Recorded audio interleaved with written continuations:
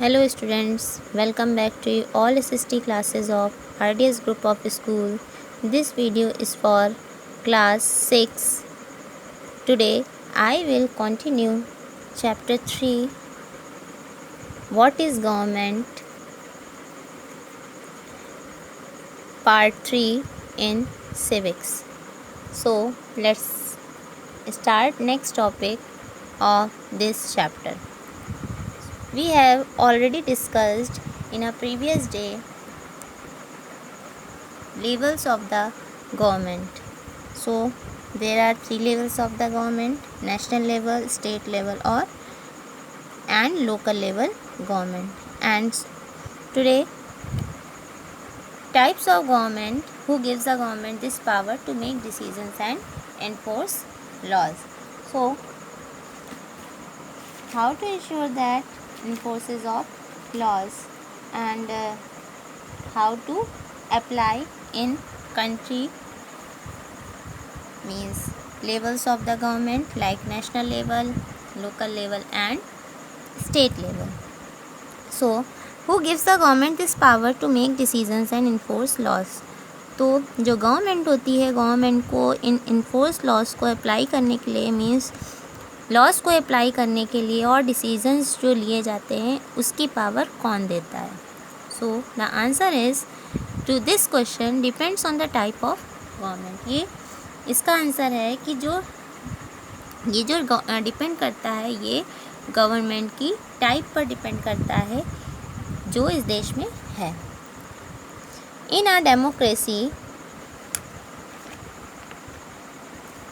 it is the people who give the government this power.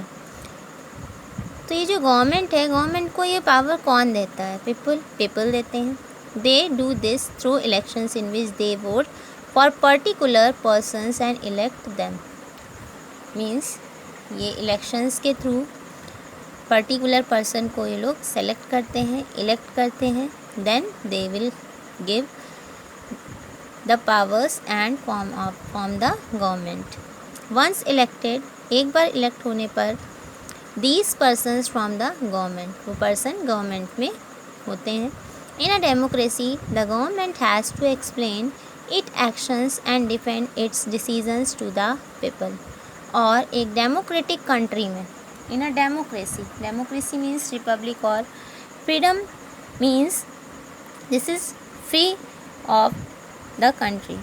तो एक democracy government में has to explain its actions, इसे actions के साथ एक्सप्लेन किया जाता है और डिफेंड किया जाता है उन लोगों को, मीन्स प्रोटेक्शन किया जाता है, प्रोटेक्ट किया जाता है.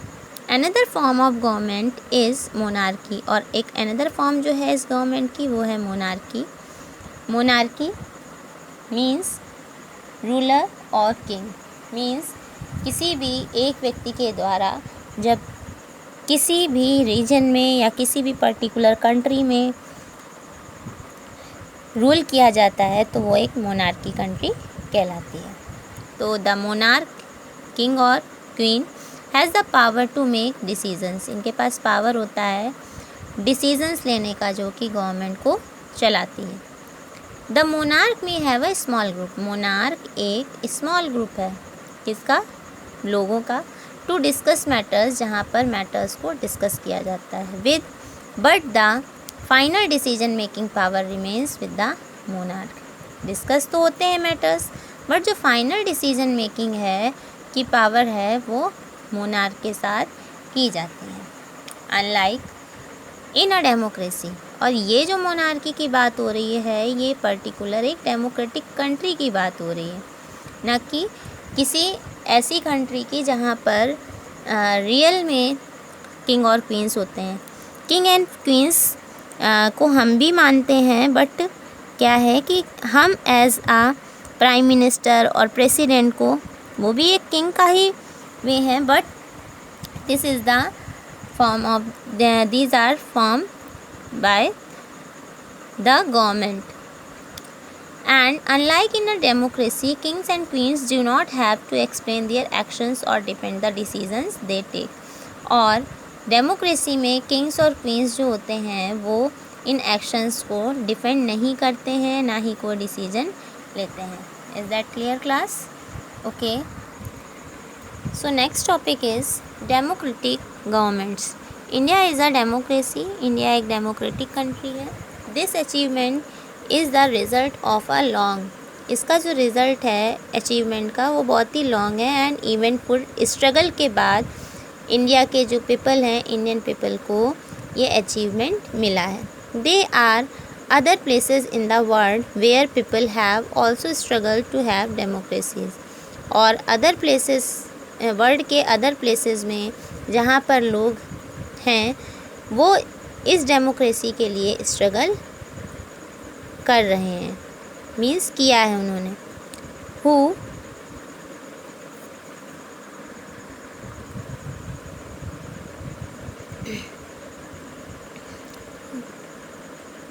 किया है। You now know that the main feature of a democracy, और अब आप ये जान गए होंगे कि जो मेन फीचर है लोगों का वो डेमोक्रेसी ही है, जिसमें लीडर्स को पावर दिया जाता है, उन्हें लीडर सेलेक्ट किया जाता है।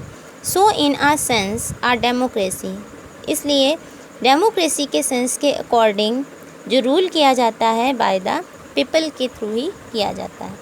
मीन्स अगर पीपल ना चाहे तो रिप्रेजेंटेटिव सेलेक्ट नहीं हो सकता, because of they give votes to their representatives, then they select a leader and form of government. Is that clear class? So the basic idea is the people rule themselves by participating in the making of these rulers. तो ये जो basic idea है जो कि people rule करता है by participating in the making of these rules, और इन rules को बनाने के लिए में पार्टिसिपेट करता है और रूल करता है इस बेसिक आइडिया के साथ। So democratic governments in our times are usually referred to as representatives democracies. तो डेमोक्रेटिक गवर्नमेंट में हमारा जो टाइम होता है यूजुअली हम इसे एक रिप्रेजेंटेटिव डेमोक्रेसीज से रिफ़र करते हैं। इन रिप्रेजेंटेटिव रिप्रेजेंटेटिव डेमोक्रेसीज़ में people do not participate directly, इसमें पीपल जो होते हैं वो डायरेक्टली पार्टिसिपेट नहीं करते, but instead choose their representative through an election process, लेकिन उन रिप्रेजेंटेटिव्स को इलेक्शन प्रोसेस के थ्रू सेलेक्ट करते हैं। These representative meet and make decisions for the entire population, और ये रिप्रेजेंटेटिव मिलते हैं, डिसीजंस बनाते हैं उस पूरी पॉपुलेशन के लिए। These days a government cannot call itself democratic unless it allows what is known as universal adult franchise। तो उन दिनों मीन्स गवर्नमेंट जो होती है वो डेमोक्रेटिक को अलाउ नहीं कर सकती। What is known as universal adult franchise, जब यूनिवर्सल एडल्ट फ्रेंचाइज की बात की जाए, it's that means all adults in the country are allowed to vote. तो बिना किसी अलाउड के वो उस कंट्री पर वो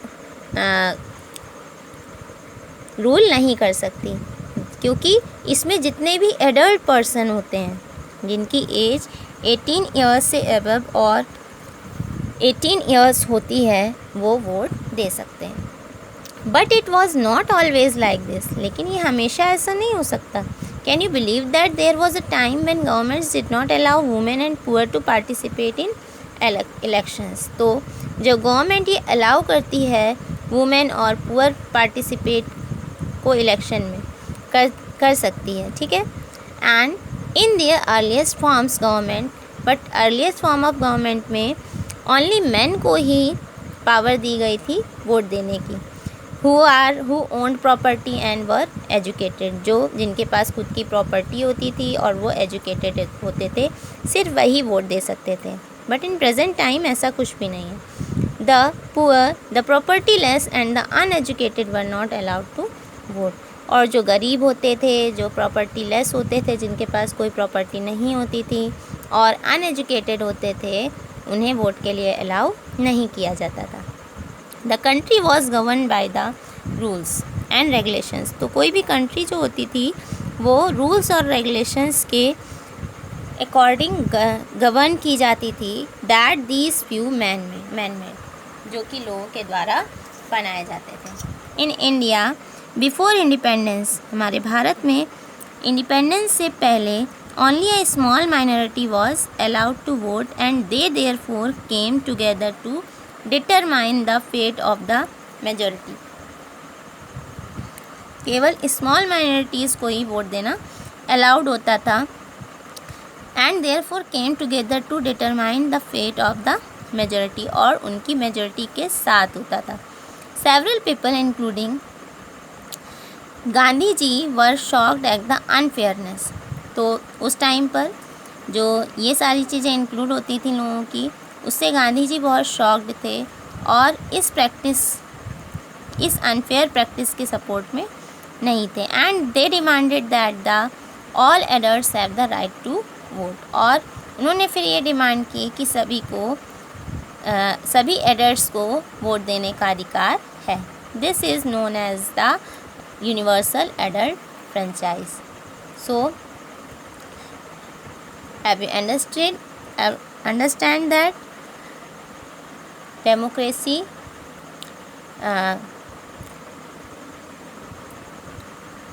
what is universal adult franchise?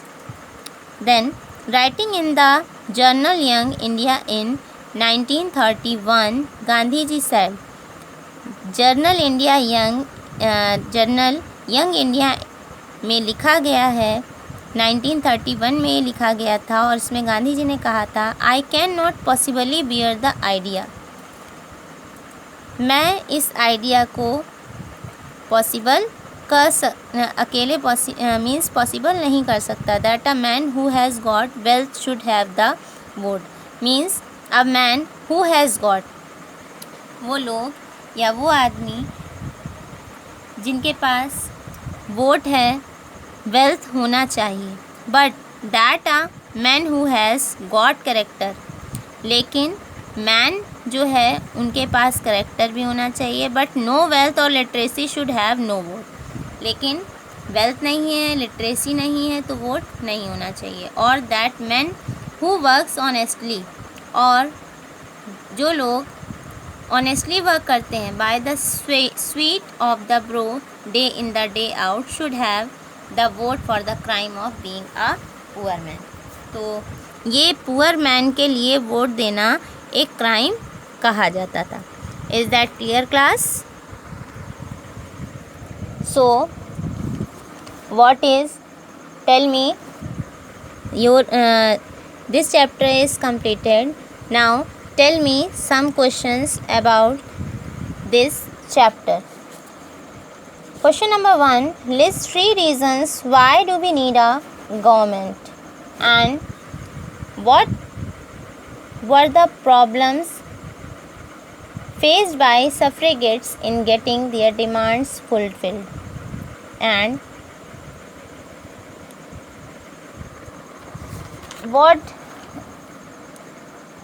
what is democracy? Discuss the major types of government. So tell me, answer these questions in comment section. Now thank you and have a nice day class.